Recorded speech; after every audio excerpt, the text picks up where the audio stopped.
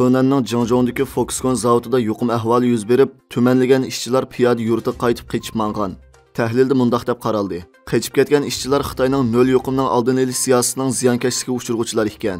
JKP hukumatining ming yuyish tashviqotidan bekla qo'rqqanidan aloqazod bo'lib qochmoqda. Jingzhou Foxconn iPhone 14 ning asosiy ishlab chiqarish bazasi bo'lib, yaqinda zavod rayonida yuqum ahvoli yuz bergan. İşçiler yuqumlanish va yolg'iz qilishdan ansirab keng ko'lamda qechib mangan. Yuqumning oldini olish va qatnashni kontrol qilish sababidan nurg'un kishilar mashinasiz piyoda yurtlariga qaytib mangan. Bu ahvol davlat ichi va sirtidagi taratqularning diqqatini qo'zg'adi. 4-noyabr kuni obzorchilar Foxconn ishchilarining sirtga chiqib ketishidagi bosh jinoyatchining Xitoy virusini yo'qotish va ming'yush siyosiy ekanligini o'tirib qo'ygan. Jingzhoudagi Foxconn zavodida 90 dan ortiq iPhone ishlab chiqarish liniyasi ve taxminan 350 ming ishchi bor bo'lib, o alma iPhone'ning dunyo miqyosidagi ishlab chiqarish miqdorining 50% ni egallaydi. Shundaqla iPhone'ning yer sharidagi eng cho'ng ishlab chiqarish bazasi.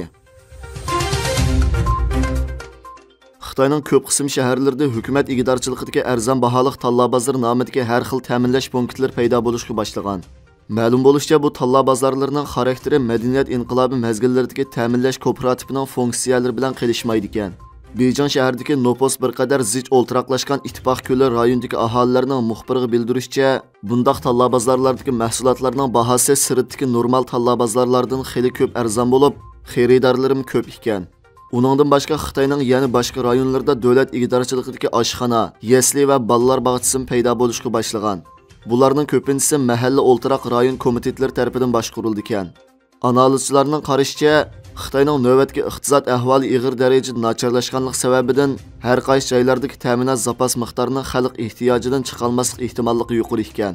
Hukumat taraf bu sabablar tufaylidan jamiyatning qalaymiqonlashishining oldini olish uchun ta'minlash kooperativi, hukumat oshxonalari, yesli qatorliq o'rinlarni etish orqali ta'minotni kontrol qilib, xalqning hukumatga tayinish ehtiyojini oshirish maqsadiga yetishni planlayotganligi. Ta'minlash kooperativi va doshqazon degandeklar tinch vaqtlarda xalqning turmushi qulaylik yaratib bersimi, ammo ta'minot kamchilik yuz bersa yoki urush portilasa, bularning hammasi hukumatning boylikni kontrol qilishdagi eng cho'ng dasmoyisiga aylanganligini. Shunga bu xillik ahvollarni faqat tinch vaqtlardagi vaziyatga bog'lab analiz qilsa xato bo'lganligini bildirgan. 3-noyabr kuni Aqsaray Amerika davlat xodimlarining Ukrainadagi Amerika ta'minlagan harbiy aslahalarini tizimlik bilan tekshirayotganligini aytgan. Fevral oyida Rossiya Ukrainaga tajovuz qilgandan buyon Amerika hukumati Ukrainaga 18 milliard Amerika dollariga yaqin harbiy yordam berishga va'da qilgan va turkumga bo'lib yetkizgan. Washingtonning bu tekshirishning yordamning qalaymiqon ishlatilmasligiga kafolatlik qilish kerak ekan. Xonxay texnika guruhi bilan Saudiya Arabiston ommaviy mablag' fondining o'rtaq mablag' korxonasi rasmiy qurilib, Saudiya Arabiston tunji davlatlik elektronlik mashina yasashni planlagan ekan. Saudiya Arabistonning valiahd shahzoda va ommaviy mablag' fondisining raisi Muhammad 3-noyabr kuni toklik mashinalarning 2025-yili asosiy Arabiston, O'rta Sharq va Shimoliy Afrika bozorlariga selindiganligini rasmiy e'lon qilgan. Elon Musk Twitter'ni o'tkazib olgandan keyin Twitter ayrim holda Xitoy va Eronga munosabatli 6 saxta to'rispisini taqidi. Stanford internet rasadxonasi bir tajribaxon bilan hamkorlashib, Amerikaning o'tir mazgillik saylimi to'g'risidagi saxta to'r dokladni e'lon qilgan. Dokladda Twitter Xitoy bilan Eronga texnikalik munosabati bor bo'lgan 3 dan 6 saxta to'rispisini taqilgan. Bu saxta to'risipsi asosan Amerikaning o'tir mazgillik saylimi qatorliq Amerikani parchalaydigan va Amerikadagi siyosiy bo'linishni kengaytiradigan mazmun tarqitish bilan mashg'ul bo'lgan. Dokladda bayqalishicha, bu saxta to'risipsining adresi Amerikada ko'ringan bo'lsa-mu, amaliyat Xitoy bilan Erondan qurilib mashg'ulot qilayotgan ekan. Nafas ravon bo'lmaslikning sababi nima? Nafas ravon bo'lmaslik nuqul kasallik alomati emas. Belki nefes yo'lining to'silib qolishidan bo'lishi mumkin.